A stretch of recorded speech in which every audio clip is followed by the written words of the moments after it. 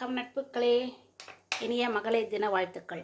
இப்போ நம்ம அந்த சத்து மாவில் ஏற்கனவே நம்ம ஸ்வீட்டுக்கு கொஞ்சம் எடுத்துட்டு கொஞ்சம் மாவு வேக வச்ச மாவு காரத்துக்கு வச்சுருக்கோம்.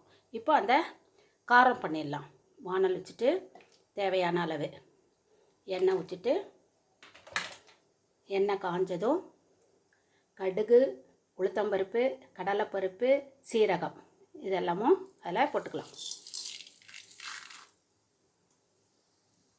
இப்போ இந்த காரக்குழக்கட்டைக்கு தேவையான பொருட்கள்லாம் பார்த்துக்கலாம். தாளிப்பதற்கு எண்ணெய், கடுகு, உளுத்தம்பருப்பு, சீரகம், கடலைப்பருப்பு, அப்புறம் ஒரு துண்டு இஞ்சி சிறியதாக கட் பண்ணியது, ஒரே ஒரு பச்சை மிளகாய் சிறியதாக கட் பண்ணியது, முந்திரி தேவையான அளவு கொஞ்சமாக போட்டுக்கலாம், கொத்தமல்லி தழை சிறியதாக கட் பண்ணியது, தேங்காய் துருவல் கொஞ்சம், தேவையான அளவு உப்பு.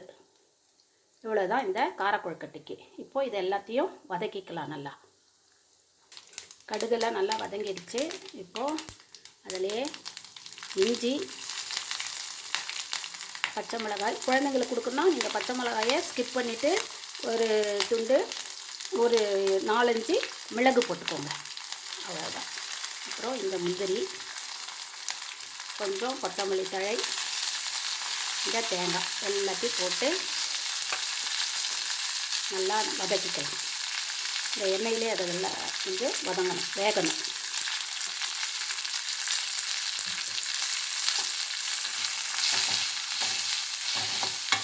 நல்லா வதக்கலாம். கொஞ்சம் நேரம் வதங்கட்டும்.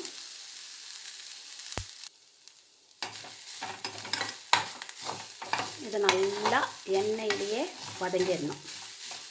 இந்த இஞ்சி எண்ணெயிலே வெந்துடணும். பச்சை மிளகாய், கொத்தமல்லி தழை எல்லாம் எண்ணெயிலே வதக்கி வேக வச்சுட்டு அதிலே நம்ம வேக வச்சு எடுத்து வச்சுருந்தோம் இல்லையா, அந்த மாவை அதிலே போட்டு ஒரு கலக்கு கலக்கிக்கலாம்.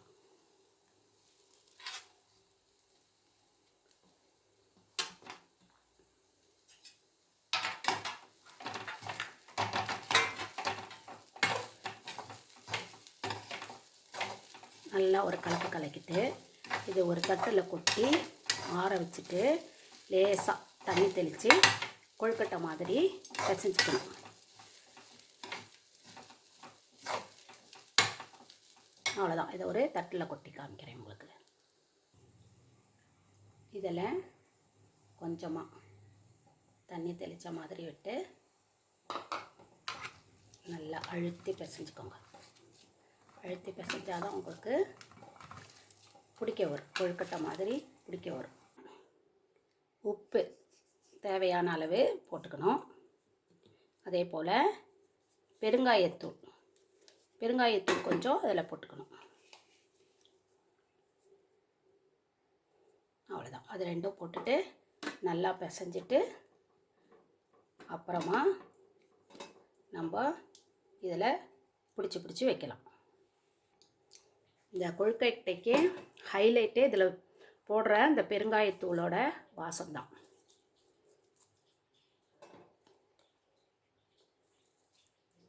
உங்களுக்கு இந்த மாதிரி கொழுக்கட்டை மாதிரி வச்சுக்கோங்க, இல்லைன்னா உருண்டையாக கூட வச்சுக்கோங்க.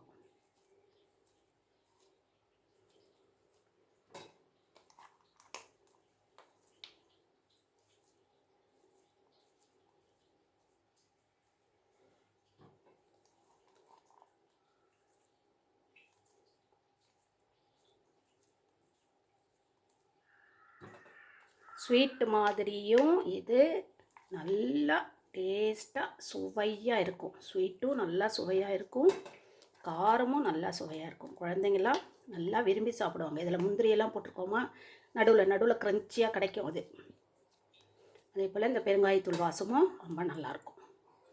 வச்சுட்டு மூடி போட்டு ஒரு 2 மினிட்ஸ் வைக்கலாம். போதும். இப்போ 2 மினிட்ஸ் ஆயிடுச்சு. வெந்துருச்சுடா பார்க்கலாம். நல்லா எல்லாம் வெந்திருக்கு பாருங்கள். நீங்களும் இந்த மாதிரியே கொழுக்கட்டை செய்து குழந்தைகளுக்கு கொடுத்து சாப்பிட்டு பார்த்து உங்கள் கருத்துக்களை தெரிவியுங்கள் மக்களே. நன்றி, வணக்கம்.